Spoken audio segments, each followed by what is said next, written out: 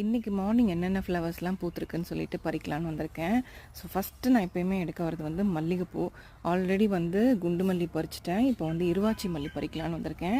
இருவாச்சி already சொல்லியிருக்கேன், எத்தனை flowers இருக்குன்னே கவுண்டே பண்ண முடியாது, அவ்வளோ ஃப்ளவர்ஸ் இருக்கும். இப்போ பாருங்கள், பெரிய ஒரு பூ இருக்குது, அடியில் ஒளிஞ்சிருக்கு பாருங்கள்.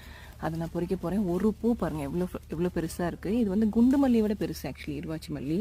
இதோட வாசமும் தனி, ரொம்ப நல்லாயிருக்கும். இதோட மொட்டும் பாருங்கள் எவ்வளோ ஒன்று பெருசாக இருக்கும் இருவாச்சி மல்லி. ஸோ இந்த பக்கம் நிறைய ஃப்ளவர்ஸ் இருக்குது, அதை பொறிக்க போகிறேன் இப்போது. அது இல்லாமல் இன்றைக்கி எவ்வளோ ஃப்ளவர்ஸ் பூத்துருக்குன்னு காமிக்கிறேன் பாருங்கள்.